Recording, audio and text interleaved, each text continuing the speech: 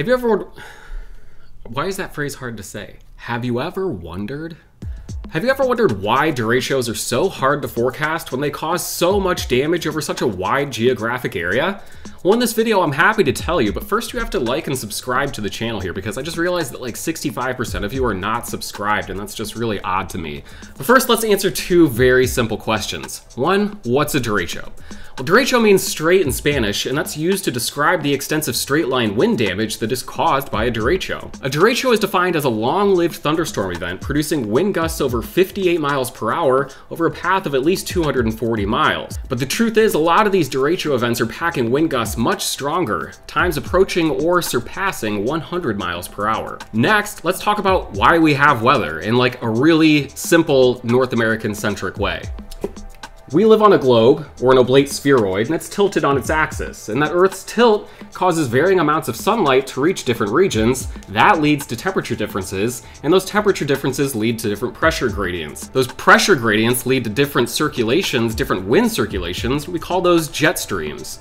It's the shape and the behavior of the jet stream that causes the weather that we experience here in North America and across the entire globe. The sharper the temperature contrast between two differing air masses, the stronger the jet stream.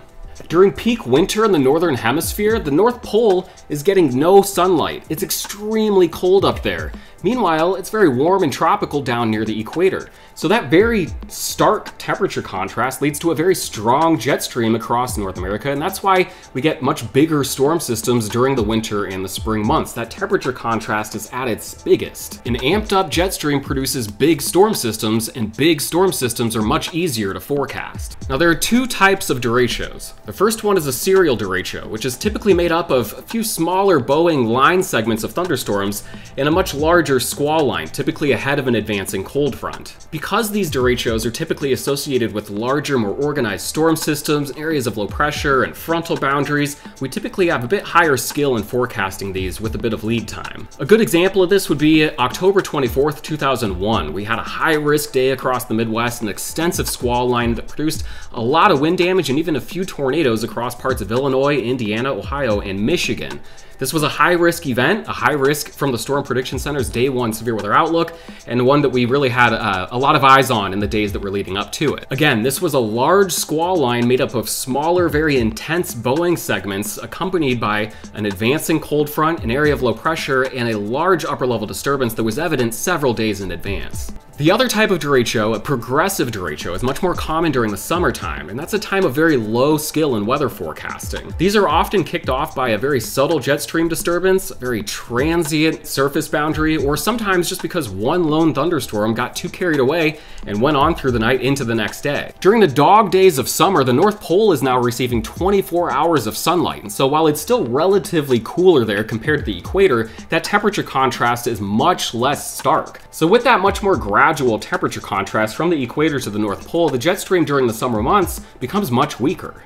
Thunderstorms feed on warm, humid air, and warm and humid air is never more abundant across the Midwest than it is during the summertime. During much of the summer months, Derecho Alley is ripe with thunderstorm fuel. But with a weaker, more disorganized jet stream, there's often little to light that match. Garden variety thunderstorms occur when summertime heat and humidity begins to boil during the afternoon and we develop updrafts and cloud bursts. But without wind shear to tilt those updrafts, the thunderstorm downdraft comes down right on top of the updraft, cutting off that life-giving feed of warm and moist air, effectively ending the thunderstorm's life. How can it be then that these devastating derechos are so common across the Midwest during the summer months? Just because the jet stream becomes weaker and more disorganized doesn't mean that it goes totally dormant. And with the super hot, super muggy Midwest ready to ignite, it often only takes that subtle jet stream disturbance. Sometimes the trigger for that Midwest derecho event is one lone thunderstorm thousands of miles away the night before. That's exactly what happened on June 29th, 2023, when a devastating derecho swept across portions of Iowa, Missouri, Illinois, and Indiana. A single thunderstorm developed across southeast Wyoming the evening of June 28th, producing a couple of tornadoes along its journey.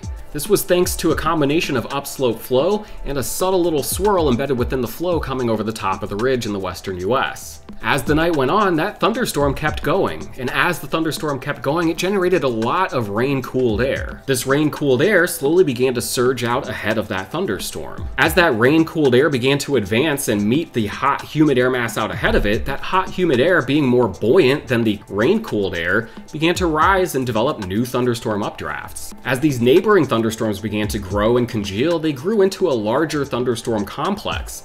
As this thunderstorm complex continued into the night, the same process repeated. We generated this big rain-cooled air mass known as a cold pool. This cold pool continues to gain momentum as it surges out into the hot, humid air out ahead of it, ingesting it, building new thunderstorm updrafts, and eventually you've got a snowball that's just rolling down the side of a mountain. Every year, as the summertime ridge ebbs and flows, ridge-riding thunderstorm complexes traverse the boundary between miserably hot and humid air off to the south and relatively cooler, more comfortable air off to the north. These ridge-riding thunderstorm complexes are what bring crucial rainfall to the Corn Belt every summer and what makes this such a great place for agriculture. This thunderstorm complex followed the exact same blueprint, only this time, this thunderstorm complex, its cold pool, and the environment out ahead of it were all turned up to full blast. That's what meteorologists across the Midwest woke up to on June 29th, an area of thunderstorms quickly approaching from the west that wasn't really forecast the night before. That's okay, because an area of thunderstorms that was forecast to develop across parts of Illinois and Indiana during the early morning hours on June 29th was there. That thunderstorm complex was forecast to persist well into the day, leading to an environment across Iowa and Illinois and Indiana that was much cooler, cloudy, and less unstable for any potential thunderstorms later in the day. Point being, the morning storms were expected to be the main event. Instead, what happened was this area of morning thunderstorms across Illinois and Indiana began to quickly weaken and move south of the area. So suddenly, we're staring at an approaching thunderstorm complex that's quickly gaining momentum, and now a forecast that shows the environment across Iowa, Missouri, Illinois, and Indiana actually being sunny in the morning, becoming quickly hot, humid, and volatile by midday.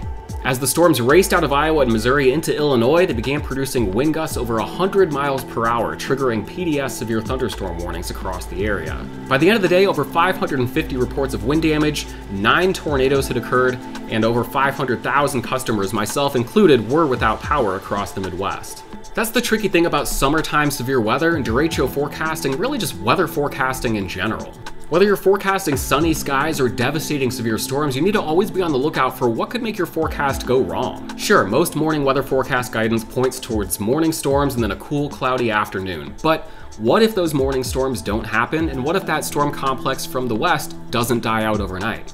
A progressive derecho on August 10th, 2020 caused over $12 billion in damage across the Midwest, making it the single costliest thunderstorm event in US history.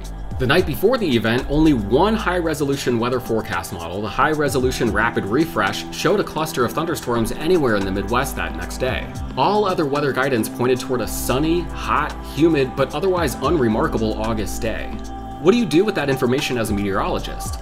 I went to bed that night knowing that 4 out of 5 weather models said no storms, but one weather model said yes storms in a highly volatile environment. When I woke up the next morning and saw an intensifying thunderstorm complex exiting South Dakota and entering Iowa with an open runway over the top of the ridge and an increasingly volatile environment ahead of it, the writing was on the wall. Once again, over 1,000 reports of wind damage and 9 tornadoes later, a corridor of over 500 miles of the Midwest had been completely devastated.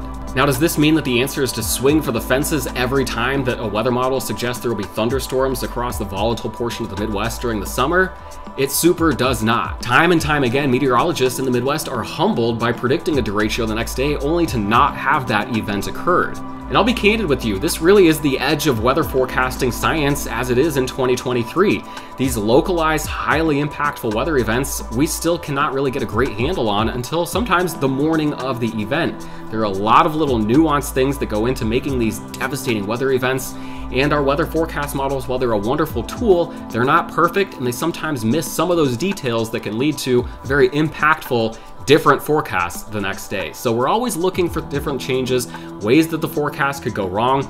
And as we go through the summer months, we know that it doesn't take much. It sometimes really is watching to the northwest for thunderstorms that are behaving badly the night before that could potentially cause some problems in your area the next day. So the honest truth is that predicting derechos, both accurately predicting them before they happen and not predicting them on the days that they don't occur, is probably something we're going to struggle with for the next decade or more as we continue to advance weather forecasting, both in terms of the knowledge, the bank of past events that we have to learn from, and our ability to model the atmosphere continue to advance. If you haven't already, be sure to hit the like and subscribe button for me. Follow along here at the Sky Drama channel, where we are always focused on disruptive weather. Make sure that you're tuned in for the next big storm.